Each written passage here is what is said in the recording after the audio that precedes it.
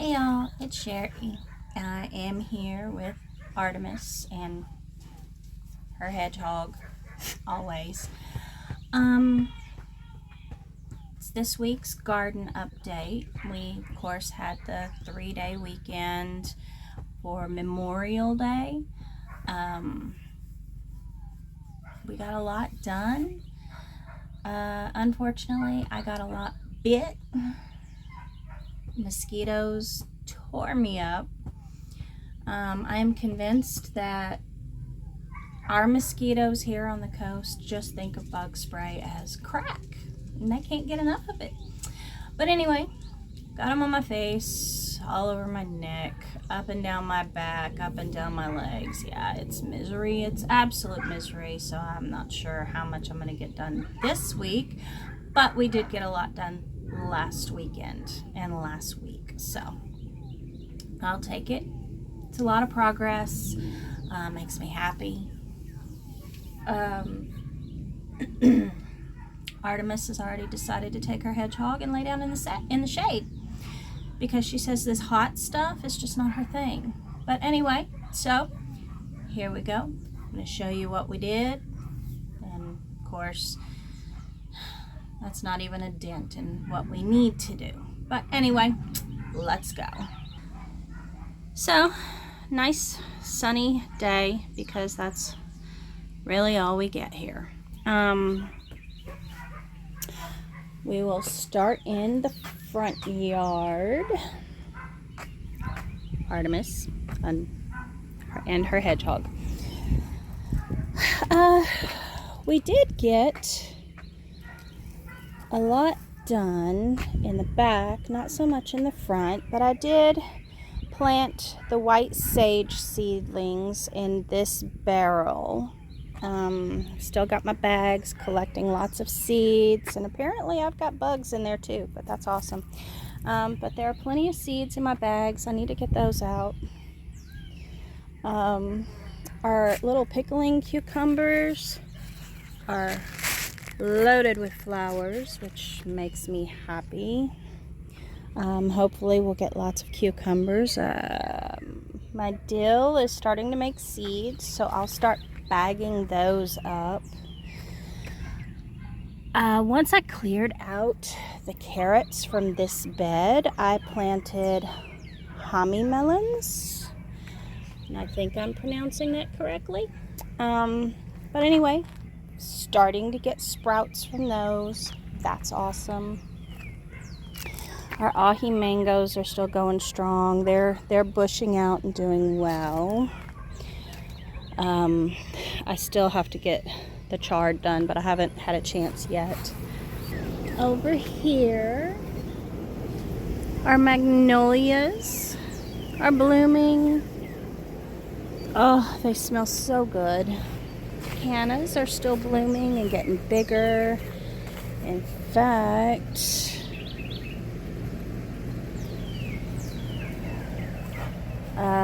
they're filling out really nice. Back here, we have not moved the blackberries yet. My husband will. I will be honest with you, he will put that off as long as physically possible because they bite. They are covered in thorns and they're wicked. Cleared out a bunch of the seedlings. Got a lot of stuff planted, which makes me happy.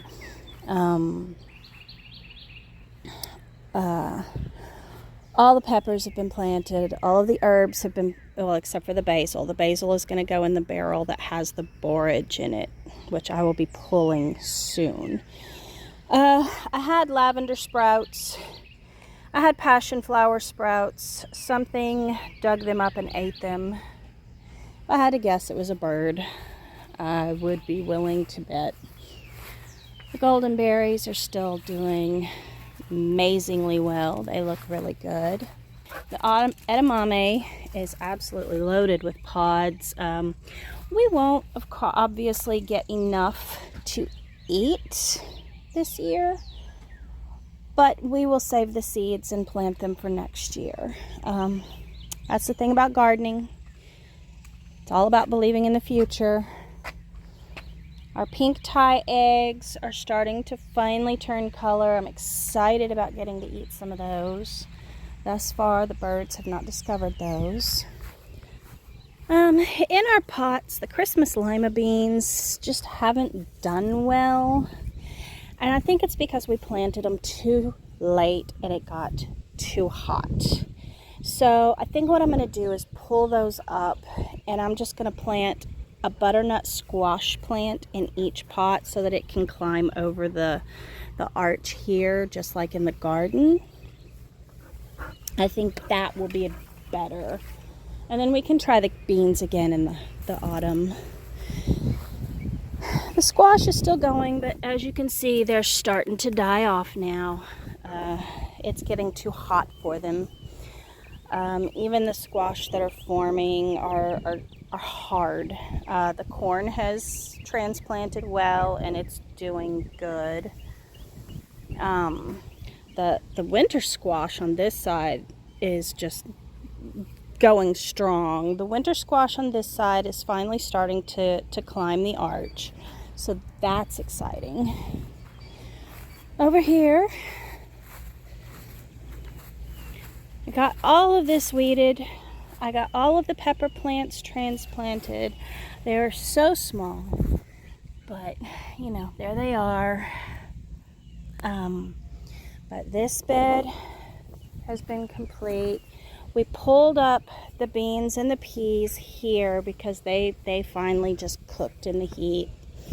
I did harvest tons of, well, not tons, but a bowl full of the 1,500-year-old cave beans that I had growing on the teepees. So we will have plenty to plant in the fall. But we planted this with Korean melons. Those are the small little oval yellow striped melons. We really like those. So I planted those along both teepees. As you can see, we weeded the tomato beds. And we've got so many green tomatoes. Big, huge one there. We haven't come up with any solutions for the squirrels yet, but we're working on it. We're brainstorming. But we weeded this. We got that bed weeded. All of the peppers that made it, we've spaced out. They're doing well. These are the Noir de Caen melons, and they are taking off. The Armenian cucumbers are really taking off. They're starting to climb the trellis. In this planter box, I've planted yarrow. We've got some seedlings that we planted in there. In this one, we planted our catnip seedlings. So our cats will be happy. Here in the compost pile, we have a new friend. It's a melon of some sort. That's all I can tell you. It's a volunteer. Who knows what it is? But yeah, so we have a new volunteer to go with our volunteer tomato over there. We haven't pulled up the bush beans because we are still harvesting a ton off these plants. And this is unheard of for us. Normally, they've already just burned to a crisp by now. So maybe planting them back under the trees where they have a little bit of shade has helped extend the harvest for us. In any case, they're still going strong. They're doing great. We're still harvesting beans. As you can see, there's still some more ready. Over the weekend, we harvested enough to fill another gallon bag full for the freezer. We did get our first harvest of tomatillas this weekend, and I made 4 jars of salsa verde with that. As you can see, it's still full of tomatillas, so we'll get plenty more. The pigeon peas are really taking off. They're nice and tall, doing well. Our volunteer tomato, he is literally pulling the cage out of the ground with the weight. So I've never liked the tomato cages, and I prefer the stakes. So, but you know, I slapped that one on there just because it's what was handy. But I will probably throw it away. As you can see, it's already breaking from the weight of the tomato plant. So those things are cheaply made. But anyway, that's the garden.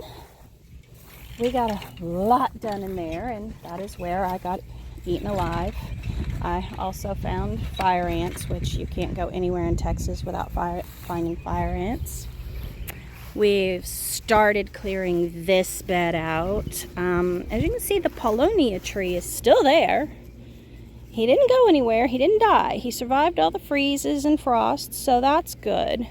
So we will keep him there, and I don't know what we'll plant around him. Maybe nothing, because as you can see, the bed is dilapidated. It's not looking good. So we may use these corner bricks and build another bed in the garden. I'll have to think about it. But our burn pile is growing larger by the minute with all of the stuff. But anyway, yeah, that's what's going on in the back. Up front here on the muscadine, as you can see, we're starting to get baby grapes. So as these get bigger, I will start bagging up some of the bunches so that maybe we can actually get some of them. That would be a nice change of pace. But it's absolutely loaded with baby grapes. That's good. Here along the front fence, our Mustang grapes and another wild blackberry vines.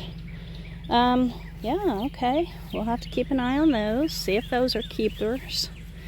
But our Mustang grapes are ripening. So I think I may be able to get enough for just a small batch of Mustang jelly, and that'd be nice. That'll be an awesome treat. I will come out here later and probably harvest those before the birds find them. I'm surprised the birds haven't found them already. But yeah, that'll be fun. Nothing makes better grape jelly than wild Mustang grapes, because they have a tartness that just goes amazing with the sugar in the jelly. That way you get a grape jelly with a little bit of tartness, not quite so icky sweet. But yeah, so that's exciting. We're always up for, foraging free food, especially if it's in our yard. Don't have to go anywhere for it. As you can see, our native Texas sunflowers are popping up everywhere. We get those every year. And honestly, I love sunflowers. They're my favorite. Probably favorite wildflower. So my husband doesn't always pull them all because he knows they make me happy. There's Artemis. And she says, "Mama, it is much too hot out here and I'm not happy about it. Let's go back in the house." And I couldn't agree more, because I just itch all over. It's not pleasant. There's the abandoned hedgehog. The geraniums are in full bloom. Those are nice and cheerful. I need to deadhead them. But yeah, straw flowers and calancho that I need to pot up. But anyway, so that's our update for this week. Lots of things happening. It's that time of year. And what I do, like the tomatillas, as they ripen, I harvest them, turn them into salsa verde, and just can up what I make. And by the end of the season, we'll have a whole pantry full of jars, which will last till next spring, because this is Texas and salsa is the condiment of choice. all those people talking about barbecue and barbecue sauce and all of that, try taking away their chips and salsa and see what happens. That's when guns are drawn, because Texas. But anyway, that's the garden update for this week. Lots of things going on, lots of things harvesting, new things being planted. We do garden all year. What most people grow in like early spring, we grow during the winter. When I taught gardening classes, that is one of the biggest questions people would ask is, well, I got this packet of seeds and it says to plant it in like April, but it's a cool weather crop, and as soon as I plant it, it goes to flowering and I can't eat it. You've got to understand there's a reason for the USDA heat zone map. Gardening zones are based on average yearly temperatures. Freezing temperatures, heat zone is how hot it gets, how many chill hours you get. For example, us, we are technically on the heat zone map for the USDA. We are considered 9A. Now, what that means, okay, is that we can get away with growing anything that's considered a zone 8 to zone 10 iffy, because with the way the weather patterns have been shifting in the past, I'd say 3-4 years, we're getting more chill hours, more freezing temperatures than we normally did. And so what that means is what we're able to grow and what time of year is shifting. But for a zone 9A like us, we are subtropical. We have minimal chill hours. Basically, we have freezing temperatures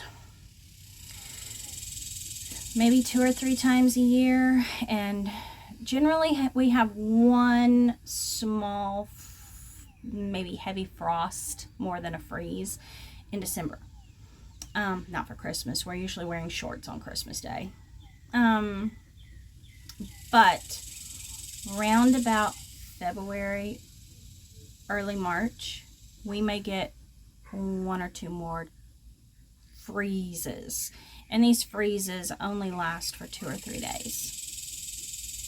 So for things like apples and cherries, these are things that have chill hour minimal requirements, and we can't meet those requirements. And that is something that is hard to play with down here, okay? Because you're talking about a tree, not a potted plant.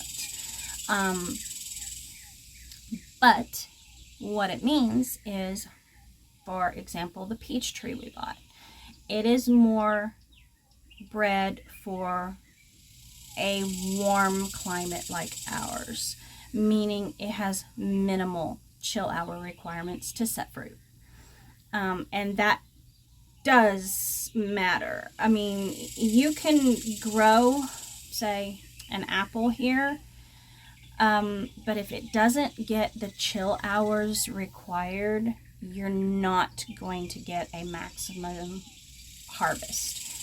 And I've seen people, the internet experts, who like to tell you, oh, that's just a suggestion. It's not written in stone. They're hacks. Yeah, you can get some apples. They're going to be poor quality. They're not going to be an optimal harvest. All of these things are not just suggestions. They are requirements if you want the crisp, delicious, sweet, juicy apple of your dreams. You're not going to get it here. Now, there are some apples that have been bred for low chill hour. Okay? That's fine. You can grow them here. They're typically not going to be the crisper, juicier apples you would get up north, say in Washington or Idaho or wherever. That's not what you're going to get down here. You're going to get the softer ones. You're going to get the, for lack of a better way to put it, I guess, mealy type. And that's fine. I mean, that's fine. But what it also means is that we can garden all year. The things that most of the country in the temperate areas grow in early spring are what we grow during the winter. Your brassicas, cabbage, Brussels sprouts, broccoli, cauliflower, all of those we grow during the winter. Garlic. We plant our garlic in about October and let it grow all winter, and then we harvest it right around June. Okay. Our early spring gardening we do during the winter. And when most people in the country in the temperate areas are planting their peas and their cabbage and their lettuce, we're already planting tomatoes and peppers because it goes by temperature. And that's something, you know, I see these YouTube videos of these experts telling you, oh, you need to plant these right now. Well, only if you're in their zone. If you're in our zone, that may not apply. I also see these videos on YouTube saying, oh, never plant these crops. These crops you don't need to plant. You shouldn't plant these. Well, if you watch them, it's because they don't like them. So they don't plant them, and they're telling everyone else not to plant them. And that's not how that works. What I tell people, you know, when I taught the classes, when I wrote the articles and everything else, what I always answered when people said, what should I plant? What do you like to eat? If you're going to put forth all of the time and the effort and the labor, the sweating, everything else to grow your own food, grow something you like to eat. Us, we love vegetables. We love fresh fruit. That's what we eat. We eat vegetarian anywhere from 2 to 4 times a week. Okay, we do eat meat, and we do catch our own fish. We live on the coast. Matter of fact, my husband is going out, I think Friday, offshore to catch red snapper. We eat meat. It's just that we love fresh vegetables. And so we do eat a lot of vegetarian. And so we grow everything. But if we also have the property to do that. If you don't, if you're just living in a house with a postage stamp size yard, you can still grow your own food. But ask yourself, what do I like to eat? Because, perfect case in point, me. I hate mustard greens. I hate them. They're not going in my mouth, on my plate, in my bowl. Not happening. Normally, I wouldn't grow them, but my husband likes them. And so I do grow a small bit for him. Okay? But if nobody in the house eats it, okay, perfect case in point, eggplant. Nobody in my house likes eggplant. We don't eat eggplant. We don't want eggplant. I don't grow eggplant. It grows great here. The one year we did grow it, we had so much of it we were trying to give it away because we don't like it. But I had gotten a free pack of seeds, so we planted them. And honestly, for us, it's okay because we do sell excess eggs. We do sell excess produce, all of that stuff. But what I tell people is grow what you're going to eat. Because if you're going to put forth that kind of effort, make it something that you will enjoy eating. Something you want to eat. Because otherwise, you're just wasting all of that time and effort. Okay?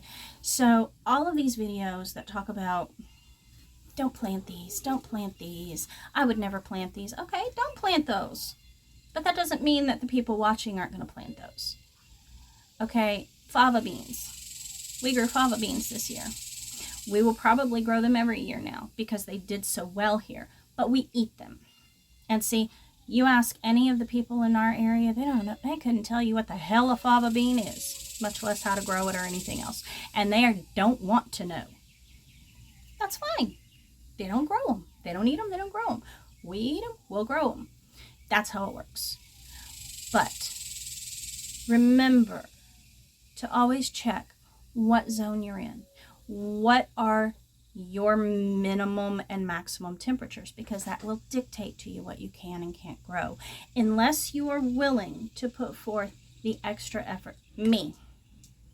I grow a lot of tropical plants that can't tolerate freezing temperatures or frost or anything else, but you'll notice they're all in pots. So during the winter I move them inside. I'm willing to make the extra effort to make a microclimate to meet their needs. I'm willing to do that. Not everyone is, and that's okay. Because if you're not willing to make the effort, don't grow it. It's easy. That's what grocery stores are for. Farmers markets, etc. I will say, though, that if you find foods that are native, for instance, us, we cannot grow typical grapes. It's too hot and it's too humid. There are a lot of diseases. For example, the grapevine that was here on our fence when we moved in, it's got a disease and it's throughout the plant, so it affects the fruit. So we're going to pull it up. It doesn't do any good. The muscadines, however, and the wild Mustang grapes, they are native here. They are native in the South. They can deal with the humidity. They can deal with the heat. And so those are what you need to grow. If you can find things that are native to your area, the effort you have to put into them is much less because they originated here. They're meant to grow here. This is their environment.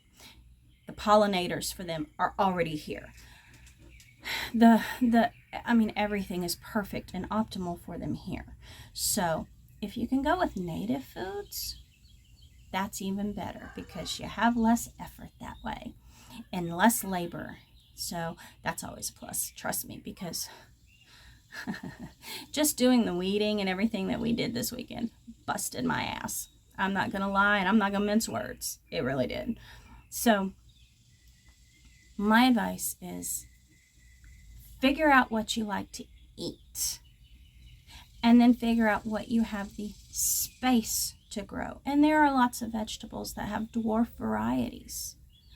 They're typically marketed for children's gardens, but they're perfect for small yards. They are perfect for patio growing. They are perfect for growing in pots and tubs. There's no reason you can't. If you choose to grow some of your own food. I don't grow all of my own food. You think I'm out there growing wheat and grinding it up for my bread? I don't think so. But if you do want to grow some of your own food, start with herbs, fresh herbs. You can grow those in a little 4-inch pot and they're fine.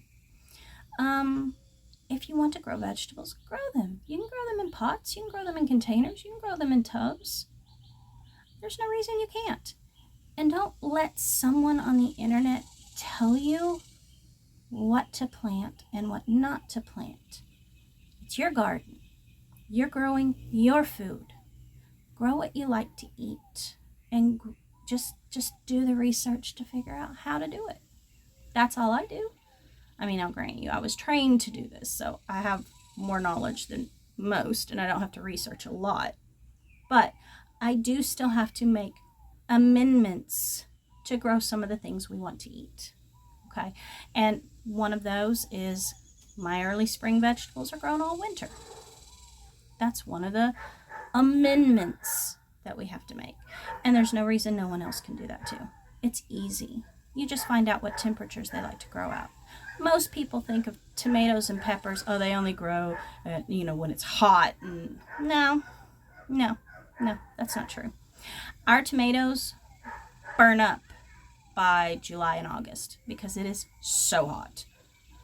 Actually, optimal temperatures to grow a tomato plant, they're fine as long as it doesn't frost. So if you have 50s temperatures, Fahrenheit, they will grow and they'll be fine.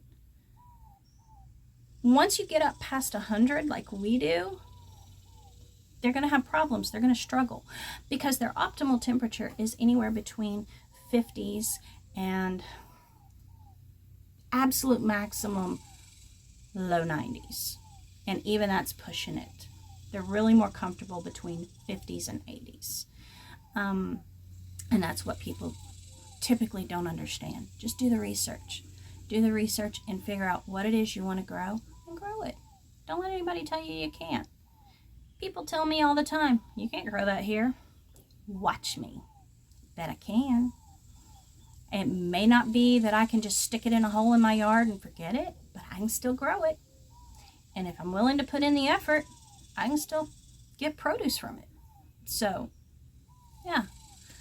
But anyway, I went off on one of my rants again, off on a tangent. I do that. As you can see, gardening is my passion. Obviously, I have a degree in it. I must like it if I was willing to put forth the effort to do that, because trust me, some of those classes were just rough.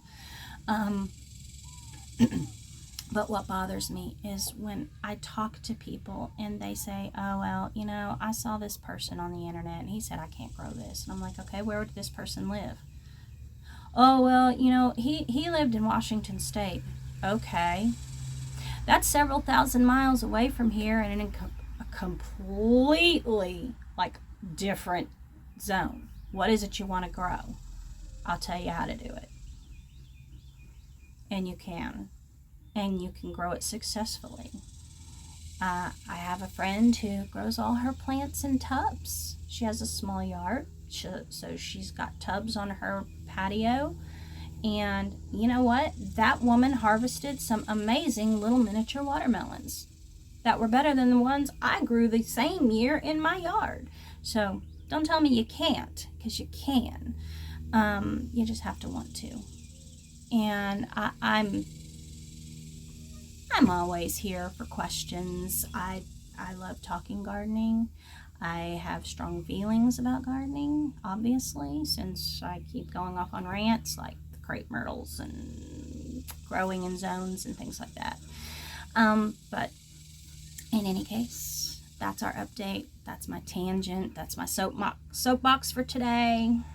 I think it's the mosquito bites. The malaria is getting to me. That's what it is.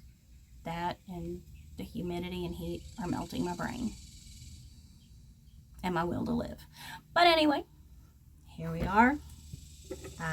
We got a lot of work done in the garden and nobody had a heat stroke, so that's a good thing. Although Artemis